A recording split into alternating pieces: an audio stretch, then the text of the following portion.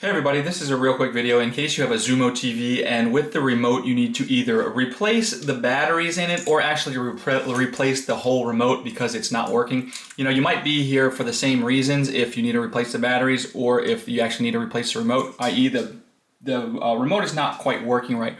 So if you end up needing to replace the remote, I'll put a link in the description to where you can get a universal remote that'll work with your Xumo TV.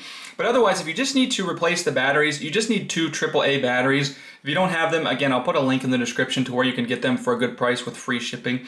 But anyways, we're just going to come in and with this cover that's on the back, we're just going to press and hold. There's like kind of a circly area or some dashes for grip. We're just going to press, and you're going to have to press pretty hard.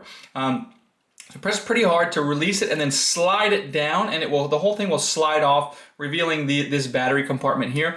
And we're just going to come in, and on the left we're going to put one battery in with the plus down and the flat side up, and on the other side we're going to do the opposite, flat side down, up, and then we're going to put the cover back on, put it down below, and then slide it up these notches. Just slide the notches up into the slots, and that should fix your issue. So anyways, thanks a lot for watching. Have a great day.